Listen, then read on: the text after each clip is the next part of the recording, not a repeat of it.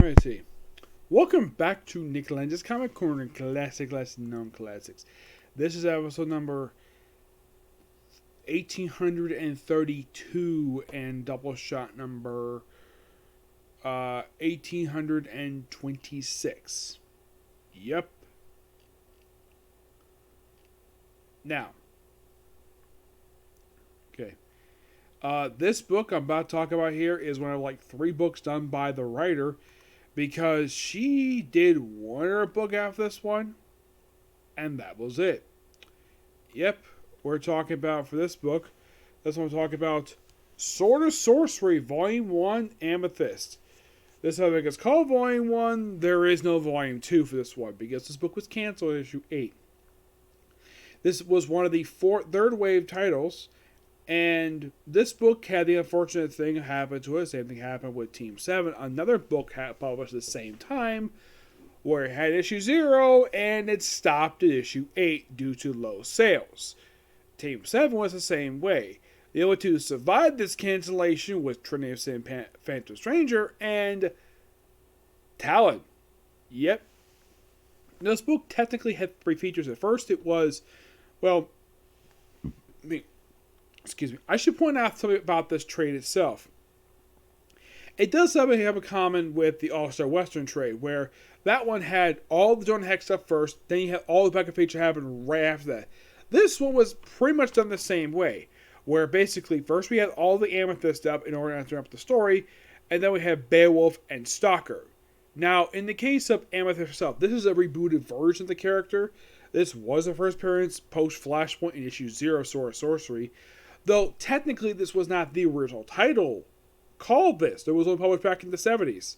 And it had nothing to do with Amethyst. Nope. Amethyst was a character first made first appearance in a sneak preview in a sort of a backup feature for Legion of Superheroes 298. And no, she did not meet the lead superheroes. Basically, it was backdoor pilot to a very short-lived comic book.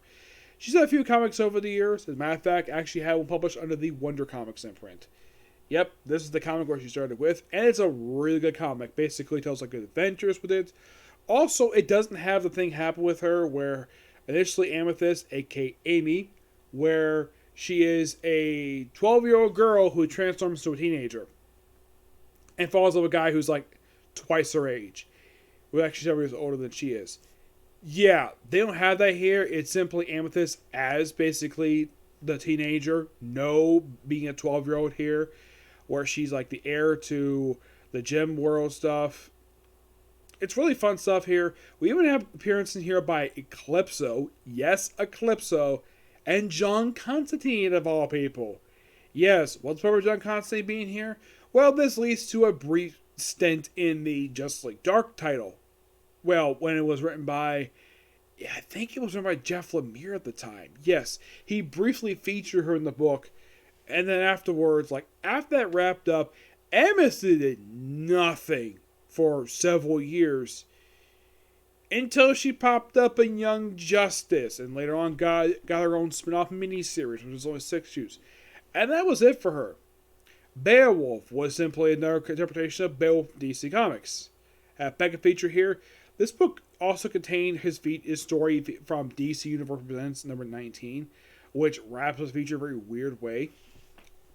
Now, Christy Marks does the story for Amethyst. Tony Bedard does, Beowulf. You're probably noticing that air title, Stalker. That's done by Mark Andrego. The artwork in here is done by Aaron Lepsy, Luis Sanchez, Andrea Bessi, Javier Pina, Travis Moore, Carl Story, Claudia St. Auburn, and John Leifste. The cover art is done by Ryan Snook. They do credit the creators of Amethyst, which is Dan Musnick, Ernie Colin, and Gary Cohan. Yep. Now, if you're curious about the character Stalker, he was originally character credited by Steve Ditko. Yep, had his own short-lived comic book,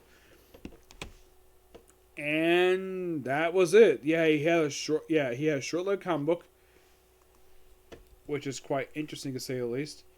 Yep, he only lasted 8 issues. Yes, seriously, it didn't last very long. And then he just appeared sporadically over the years. Like after his short-lived comic book, basically he popped up in Swamp Thing and some stuff for JSA. He was Ends the Earth storyline for Wonder Woman. After that wrapped up, popped up in here, and then he popped up Batman Beyond, and that's been it for the character. No, seriously, that's been it. Beowulf himself. Well, DC's Beowulf did have also a feature from the 70s.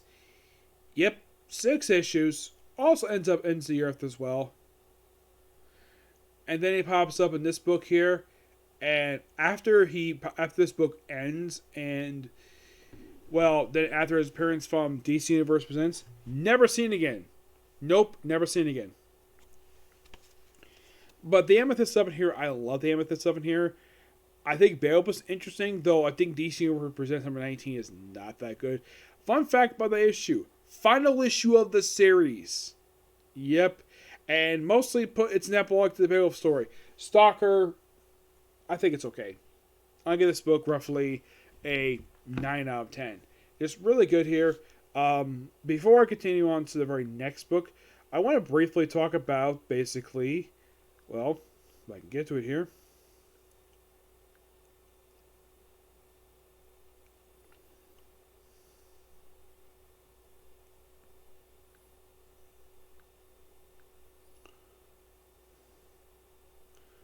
To issues DC Universe Presents numbers 13 through 16. Yeah, I'm talking about these, so I have to pick up the trade that collects this entire rest of the series. Now, in the case of issues 13 to 16, mostly put this feature was the first post-Flash appearance of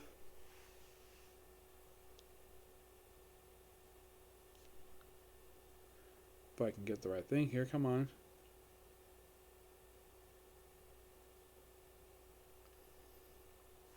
Black Lightning and Blue Devil. Yep. And this one's also by Mark and Drago as well. Yes.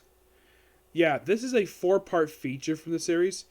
It's mostly put their introduction. Now, if you're curious still about Blue Devil, who created this guy? I think it was Jerry Conway, if I'm not mistaken.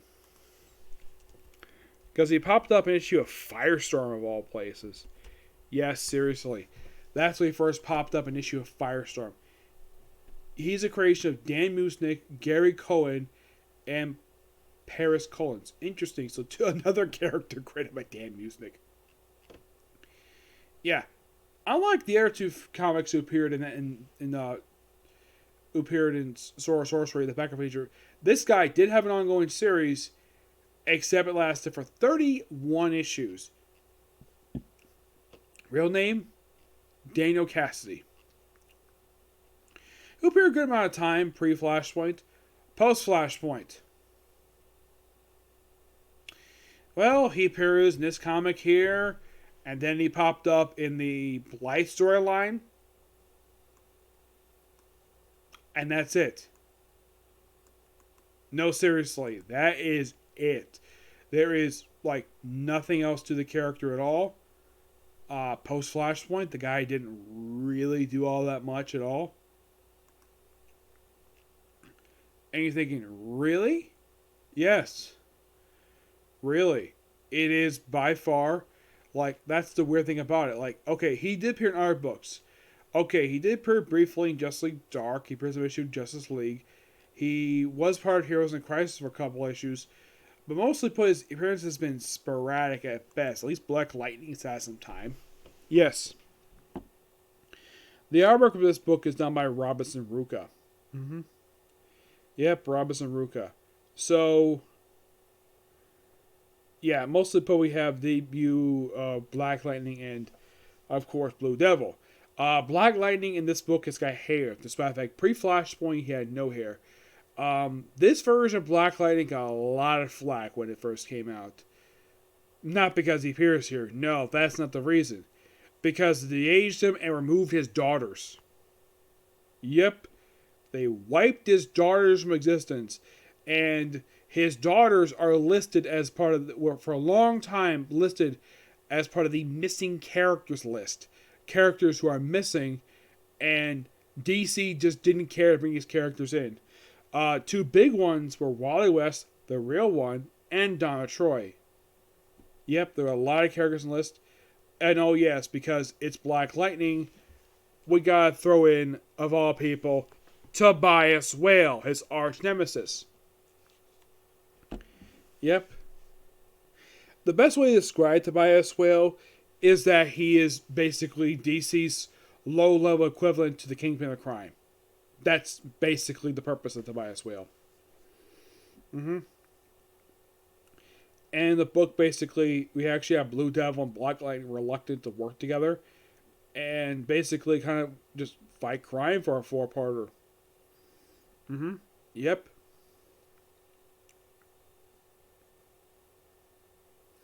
It's a really fun four-parter, and I'm going to give the feature a 9.5 out of 10. And I've already discussed Blue Devil, what he was up to after this book wrapped up. Black Lightning, here's what he did after this book wrapped up. Popped up for the issue of Justice League, and then nothing for several years. Until he popped up, until he had a mini-series done by one of his co-creators, Tony Isabella, called Black Lightning, Cold Day in Hell. Actually, it was Cold Dead Hands, I think it was. Where it's sort of a semi-reboot of the character, where they pretty much gave him his TV show look, his TV show costume in the book. Yep. He was also featured in a story arc for Detective Comics, Going on the Outside, which led to a revival of Batman and the Outsiders. And currently he's been featured as a recurring rotating feature in the pages of Batman Urban Legends. That's something what he's been up to nowadays. At least still around. And also, he still has hair. He's not bald yet. Oh no, for some reason, some people at DC do not want him bald for some reason. Despite the fact people like the bald look. I never hear anybody say they hated the bald look. Except, okay, we brought in Black Lightning, good. He's acting more like the proper pre-Flashpoint version, but... So like, man, there's still something missing. His daughters. Yes, they're still missing.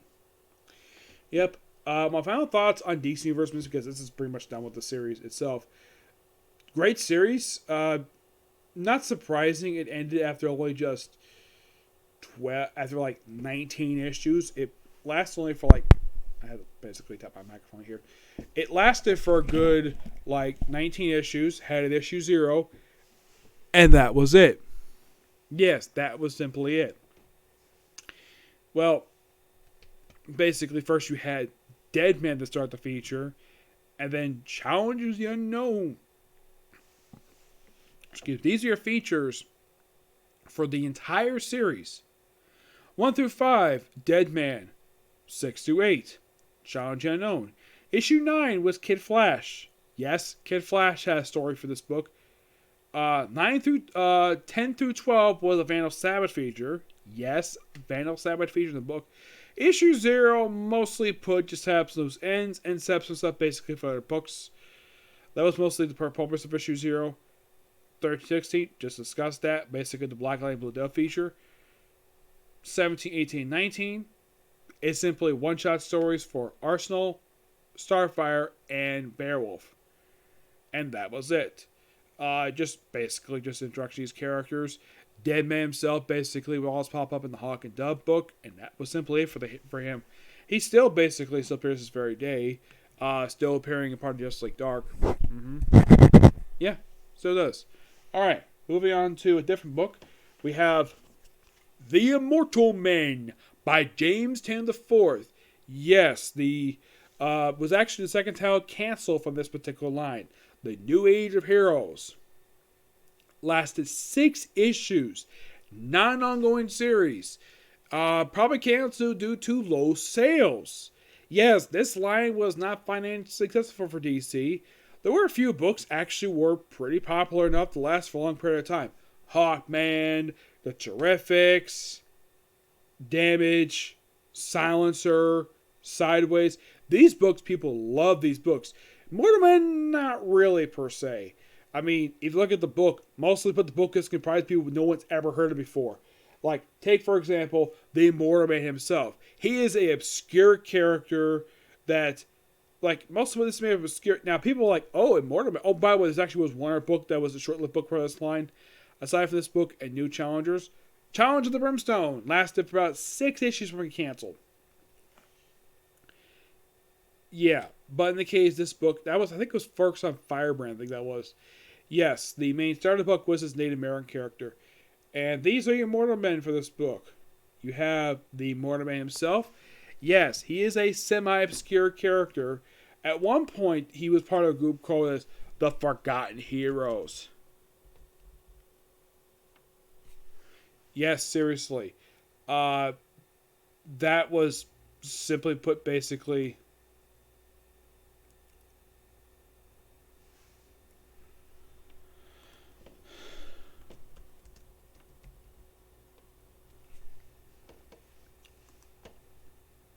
it's most about the Immortal Men just doing whatever the heck they want. Yeah, that's one name, a person called Kilden Park, who first showed up in Dark Knight number 6, basically a sort of a lead into this. Yeah, Dark Knight have a lot of stuff here. The Immortal Men are comprised of Ghost Fist. Yeah. Reload, who looks like a rip off of Moon Knight. Stray. And someone named Timber. Yeah, this is Native American woman.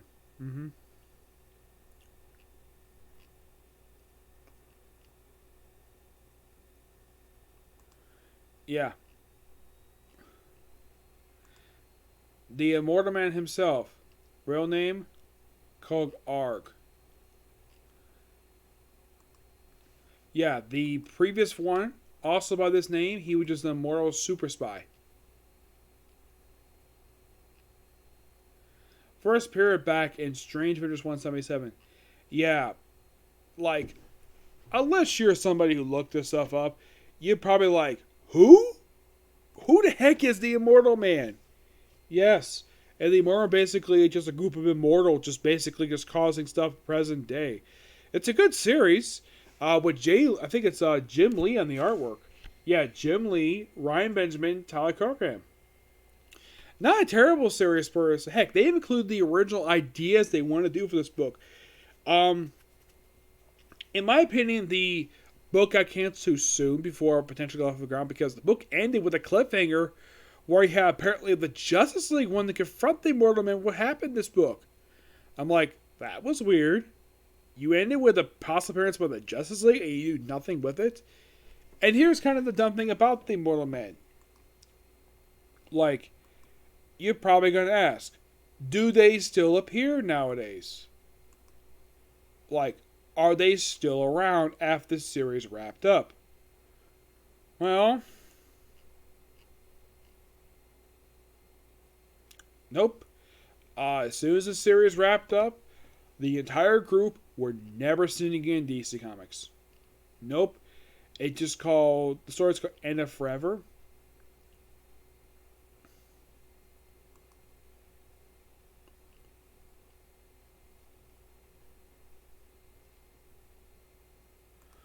Yeah, and the main villain of this book called The House of Conquest.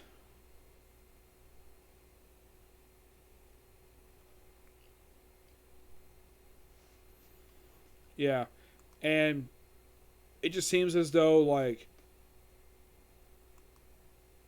they're planning on doing stuff with this book, but the book got canceled before I got a chance to get off the ground here.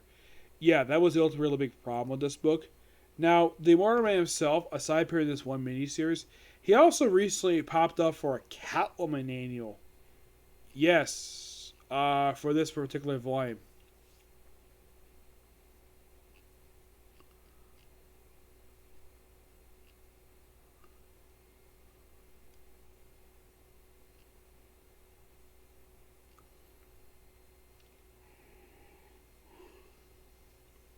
Yeah, that was the most recent thing that he did.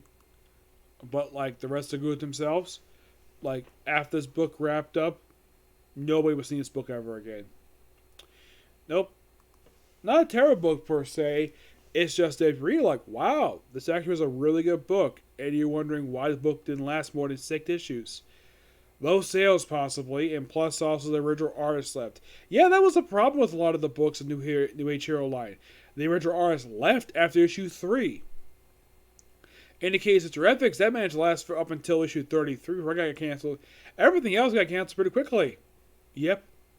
But pretty good series overall. I give this book a 9.5 out of 10. Just really good. Yep. I found it pretty interesting. Yep. But yeah, that's it, particular review. Now, if you're curious still about the Immortal Man, look him up. Because I kind of know about this guy. Yeah. And in the case of some of these other characters, I kind of know about him mainly because the fact that he popped up in Immortal Man. That was simply it. He popped up in the first volume for Immortal Man. Actually, no, it was Resurrection Man. He popped up there, mainly because people thought Resurrection Man was the Immortal Man, but turns out he wasn't. And the Forgotten Heroes mostly were semi-obscure characters anyways, though I thought they were quite interesting. But unless you know who these people are, you'll be so confused with this book. That's probably the reason why people weren't buying the book, because you're basically featuring characters no one's heard of before, and people probably didn't think the book was interesting. That's probably the reason the book got canceled. Also, as of right now, third book I reviewed from this line, and second series I've fully reviewed, because the first one I did was Hawkman. We'll review more stuff from this line. It's a quite interesting line per se, just sad it didn't last very long, okay? So that's the episode with you. Stay tuned for tomorrow for one more Comic Corner. That might be another one, okay? Next video. Bye.